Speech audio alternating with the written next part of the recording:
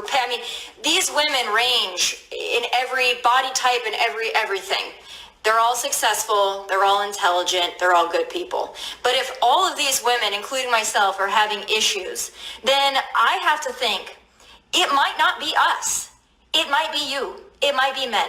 It might be men. Now, I've often talked about the pussification of America and how men are no longer men. I talk to my mom about this a lot, and she says, well, maybe it's just the guys in Texas. Maybe it's just the guys in Los Angeles. Maybe it's just the guys. It is not just the guys in Los Angeles, Nashville, Dallas, and they're not any better in the Midwest. They, quite frankly, I think they're trash all over this country in the age range of about 20 to, I think, about 55, maybe even 60. A lot of men are trash. A lot of men don't know how to treat women. A lot of men don't know how to really, quite frankly, pull their heads out of the sand and pay attention. So I am going to help you. All right. I keep getting requests to actually do a video on Tomi Lahren and her saying that men are trash. And there's two reasons that I really didn't want to do it. Is one, she's white. And even though she's white, unless she says something really egregious or towards men or something in general, that I don't usually talk about them. Because even though I do from time to time do MGTOW content, that's not normally my aim. And other than her being angry and saying men are trash, she really didn't say anything that any other woman hasn't said before and about dating rules. So I looked at it. I still wasn't going to do it because it wasn't very interesting or fascinating. Even though I guess if you're going to be on YouTube, some celebrity or says something, then it's going to get views and people kind of pile in. Okay, that ain't what I do here.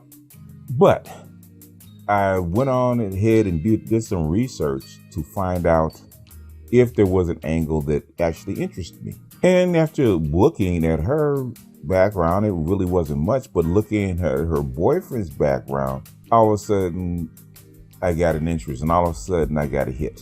And with Brandon Frick and his relationship with her actually made sense, okay? Because we had to start not from the after effect, but what caused this, how can I say, dust up with Tomi Lahren? Because all that was frustration.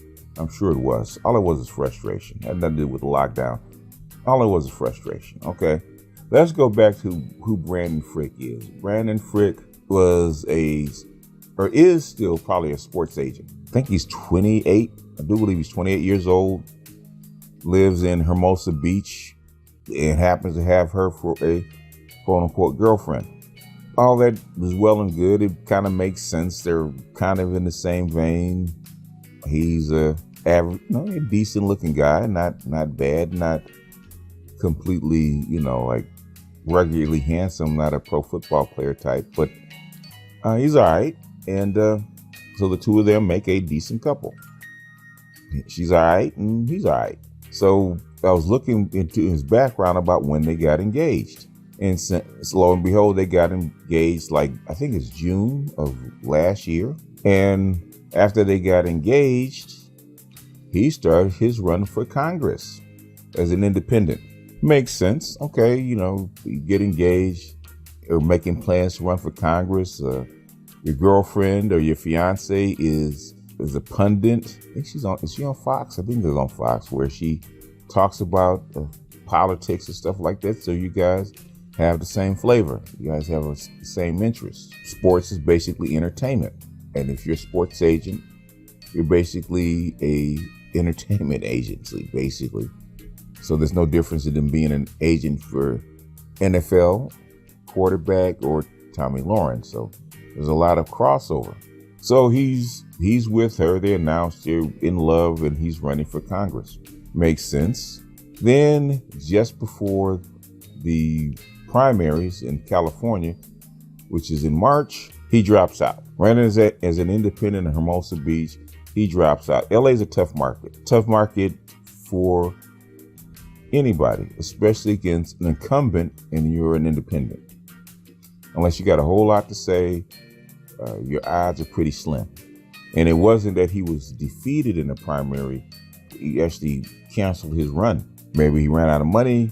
Maybe he didn't have any backing.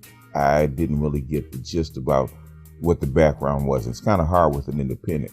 With a party person, then you kind of know. Now, normally you would think that somebody like him, with a girlfriend like a fiance like his, he'd be a Republican, but evidently he couldn't get one of those slots, so he ran as an independent. All well and good. First step, Congress. Okay, the thing is, you drop out. Now, given all of that, it still doesn't hit your radar, right? But the very next month, about a month later, she, not he, she cancels the engagement. Says that it's not in the cards. Now, you've known this guy for a couple of years. You get engaged to him, and you were engaged to him for approximately 9 months. And right after he ends his run for Congress, you cancel the engagement, give him his ring back. And you say that it wasn't, the time was not right, she wasn't ready, it's not in the cards. Yeah, very good excuse, but I'm not buying it. Come on, girl. You know doggone well this was a political arrangement, and you were going to be a political wife. You know, had he won and got into Congress, y'all probably would have gotten married, had a couple kids. You'd help him stay in office. He'd rise to the ranks, maybe become a senator. Who knows? Within 20 years, he'd be Barack Obama trying to run for president, which is probably something that you envision. When he doesn't get defeated but cancels his run. And I don't know what went back and forth. It could have been anything. But the tea leaves tell me that this was a political marriage from the get-go. You're high 92 in the political realm, and this is your ticket. And you're his ticket. So those two paths align. You guys are in the same flavor. It makes sense. Your portfolio matches his portfolio. It's all good. When that's over, guess what? He really doesn't have a need for a political wife, and basically he's not a politician anymore. You don't have any need for him because he doesn't suit your ambitions. So you cancel it, it's over. Now you're a free agent again. You get dumped back onto the market. You got to find a team. And you have to find a team during what? Corona. You got to find a high value 92 dude running for Congress or something similar in that vein right during coronavirus, right during the lockdown. Especially when sports and entertainment is cut off, right? So all those 100 Octane dudes can't afford all those 8s, 9s, and 10s that they had on a stream because 8, 9s, and 10s are expensive, especially if you're a dude at that level.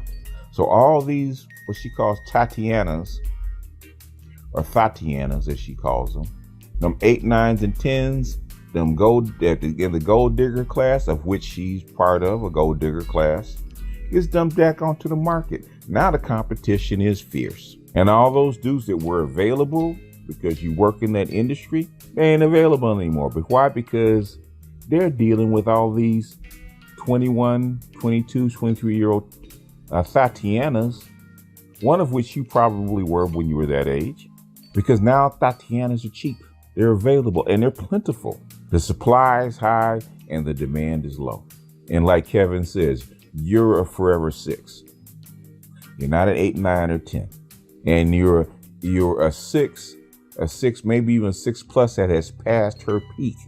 So now you're talking value, which is your saving grace. She's a high 92, working around high 92 dudes and 100 Octane dudes. But just like B. Simone, she can't get one of those. Why? Because looks-wise, she doesn't qualify. Looks-wise, she's not young enough. And if she can't sell herself as value, in other words, I can help you in some kind of way, as a high 92, they don't need her. So now she was engaged, she was taken off the market as a used car. She gets dumped back onto the market in the worst possible environment for a high 92 to be dumped in. The competition is fierce. And all those chairs are probably already taken. So now she's going out on dates and they're not going anywhere. So instead of her being the belle of the ball, she's a BB. Be easy, bring beer. She doesn't like being treated like a BB because she has value. And I'm not saying that she doesn't, because all of the things that she says that these guys should be, or the kind of guys that she's looking for, to be productive, to be passionate, have a little aggression, and be the kind of high 92 or 100 octane guy that she's looking for. Her and her friends are looking for. But those guys are fewer in number. And as the monetary climate, the economic climate actually gets cut in half, a lot of those guys get taken off the market. They ain't got the money for this kind of stuff. They don't have the money to risk. And in this climate, you can't really help them. So you and your friends are stuck. So I'm sure all you guys are all crying in your beer right now because of the guys you used to have access to that would kiss your ass, would take you out, aren't doing it because they have other things, better looking women actually occupy their time. And your value has dropped. So you're pissed. I'm 27 years old. Life's not over. I've had access to high value men in the past, but now I have to, Tomi Lahren, has to go out and compete with the Tatianas out there. And I have a name, a position, and value. How dare they? So I'm going to go online and I'm actually going to use my bully pulpit to demand that I get these kind of guys. Demand that these kind of guys treat me this kind of way. And the ones that are a little bit lower on the scale, not quite the high 92s, but a build-a-boo that I might be willing to take on, you're going to have these qualities. And so she listed them and she was frustrated. So that kind of spilled out. Like normally white women don't do this in public. Okay. Like Kevin says, it's normally a black woman that will do it because black women really don't have respect for their men. Okay. So they don't give a shit. Black women don't give a shit. They don't have respect for their men. Hell, sometimes they don't even like their men. What white women do normally because they know they have to normally. So the reason that this is a kerfuffle is because this is kind of out of character for most white women. Common for black women, out of character for most white women. Even though she tried to walk it back, it still stands. Well, the stuff that she says wasn't wrong. Okay, if you're going to date women like her and her friends, which are high 92 women, okay, you do have to be upfront and honest. They are not in the business to date married men. That's a bad look on their careers and it's a bad look for them. So they want single guys with no kids because you're looking for especially at 27, they're looking for a permanent relationship.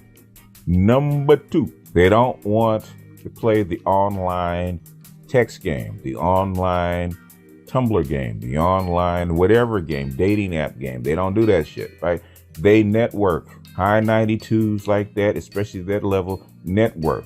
A friend of a friend of a friend. I met you at a party, at a gathering, all kinds of different little events they go to.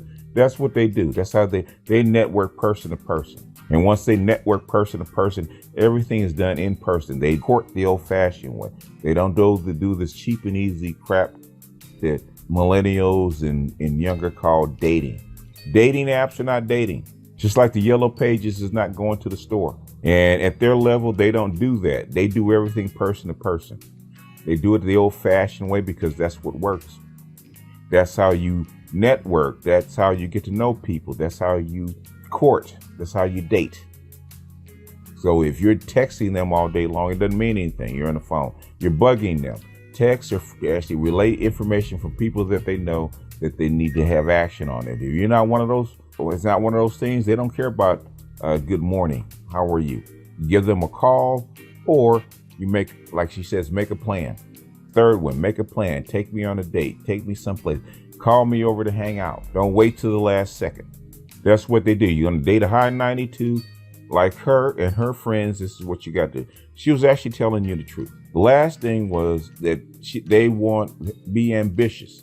Even if you're a build-a-boo or build-a-92, a businessman, a corporate dude, PhD, whatever you are in that range, if you want a person like her and her friends, they're not just there to actually look good and screw or date and be on your arm and have a really good time. They're ambitious people. They want to build a life.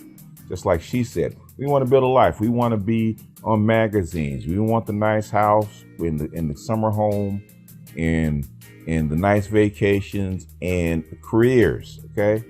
I got one. You got to have one. We meld those two things together, become a power couple, which is what most 92s want at that level, especially high 92s. They want power couple. They want the Jay-Z and Beyonce.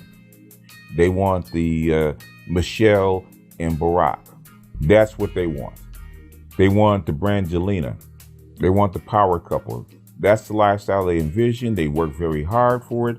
They will work very hard to get you in position. They want you to be the go-to person. They want you to be the vehicle. I'm going to help you. I'm going to put gas in the car. I'm going to clean the windows. I'm going to clean the inside. But guess what? You're the car. You got to get us there. So according to what the level that she's at, the level that her friends are, the contacts that she has, the things that she can provide, not only you and your career, but also your family, that's what she wants. Now, all men are trash. That's just frustration. Normally, white women don't say that. Black women say it all the time. But that's her frustration because she had the dude that she probably wanted or could work with, but his career didn't pan out, and basically it was a contract. He couldn't fulfill his part of the contract, so she was out. Got to go find me another one. Got to go reload. Come back into an environment that is full of sharks and extremely competitive. So it ain't just the black women. Trust and believe. Everybody's going through it. So if somebody like Tomi Lahren is frustrated because she can't get the dudes in her sector, that means everybody's getting pushed down. So every woman that's in America, in her sector, competition is really, really fierce. And her frustration is an indicator. Now she's famous. She's on TV. She's got a track record. She's decent looking. And she's frustrated. Guess what? All the chicks beneath her, they're frustrated too. Environment. That's all she's responding to. Her environment. And the environment is tough and she's frustrated. And that primal scream, that's really what it was. That's a primal scream because shit ain't working. And that all men are trash video basically is a primal scream. That's all it is. Scream of frustration. So I don't even know why dudes are worried about it. I'd be laughing. But with that, I'm going to jump off of here. I hope this serves as my explanation of Tomi Lahren. So put it in the books. Stop asking me. This is BGS out, and I'll see you guys on the